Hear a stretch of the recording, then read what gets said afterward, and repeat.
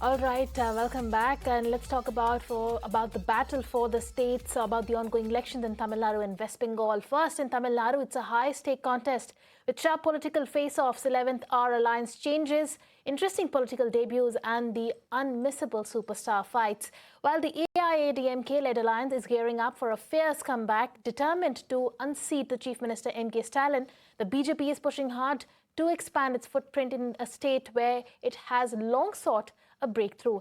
And last but not the least, from the commanding the silver screen to stepping into the high-stakes arena of power, TVK chief and poll debutant Vijay is scripting his most crucial role yet. As we speak, the big guns like Kamal Haasan, Vijay and Talaiva Rajinikanth have already cast their votes. Jude is now standing by at the Stella Maris polling booth in Chennai to catch all the action. Jude, tell us, what are you picking up? Well, in fact, we've moved away from Stella Maris, where we were a little early in the morning, to the Nandanam polling booth, where we're in fact waiting for Chennai Central MP Dayanidhi Maran to come by and cast his vote. But like you were mentioning, through the early part of the morning, the who's who of Chennai and beyond cast their vote, right from Rajinikanth, Kamal Haasan, Chief Minister MK Stalin, Deputy Chief Minister Dayanidhi Stalin.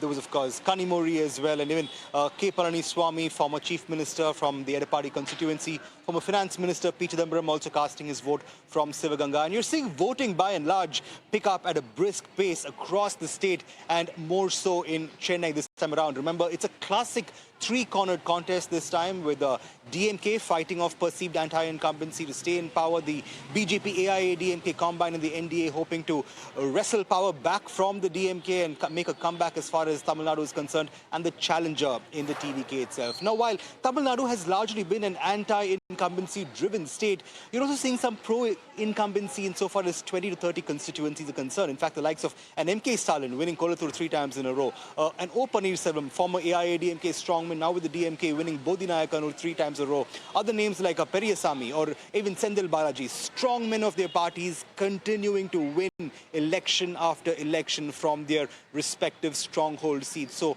while there's so much talk about anti-incumbency, the fact is there are a select pocket of 20 to 30 pro-incumbency seats with strongmen really making their presence felt. So while Tamil Nadu may vote governments out, it doesn't quite vote leaders out. Now, will that be the narrative this time around as far as elections go? We don't quite know as yet, especially given the fact that there's that elusive third factor in Vijay that's all set to perhaps make more than just a dent this time around, a factor that could weigh heavily on just how polling goes. So anti-incumbency, sure, but will the strongholds remain? That's the big question, even as we continue to track the brisk pace of voting that's taken form and shape across Chennai and Tamil Nadu.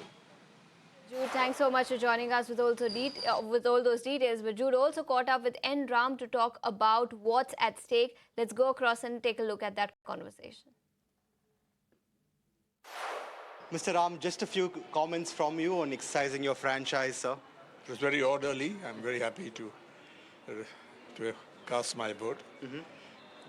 And I have no doubt who will win. Absolutely. A three-cornered contest is what a lot of folks are making it out to be. Do you factor in the same, or do you feel the third factor is perhaps a bit insignificant to count? No, it's not insignificant. He's definitely a new factor. We haven't seen that for a long time. But that should help the ruling party and its alliance win big. Who splits votes, and whose votes get split? Do you think the Vijay factor could split the AIADMK side, or is it the DMK? There's the anti-DMK vote. I'm not saying it's anti-incumbency and so on, but those were the MGR, Jayalalitha, etc. So they needed that and a face, and Vijay has a face. So it's very, very clear. I think both the polling data, the serious ones, not the propaganda polls, of which there have been plenty of social media polls. But that and journalists' observations make it clear that although both, he will take from both, the overwhelming share will come from the main opposition party, the AIADMK. There's no doubt, and their combination. I have zero doubt about it. The main factor in Tamil Nadu elections is that anti-incumbency factor, which Jayalalitha bucked the trend of in 2016. Do you see it being a big factor this time around? There's no anti-incumbency factor at all. As I said, those who are against the DMK, because historically that's the factor, which is more or less stable.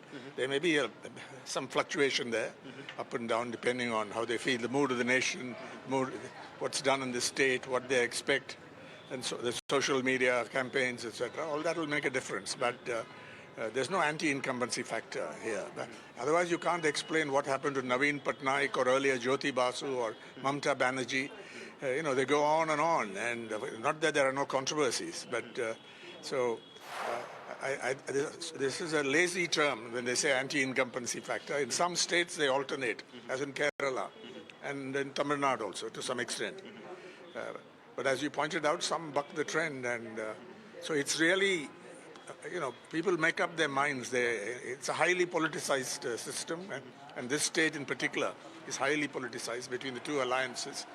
And there's a third factor. I wouldn't say it's insignificant, no. It's a significant factor. People have called him a disruptor, but to what extent he will disrupt remains to be seen. But I have no doubt that if he scores as has been predicted, then I think the ruling party and combination is heading for a huge win. Absolutely. One last question before I let you go. Political commentary has spoken of a spring in the step this time around, especially among younger voters, with the perspective that they might in fact vote for Vijay and the TVK. Do you, as a seasoned commentator yourself and a journalist, a veteran one, see that happening on the ground today?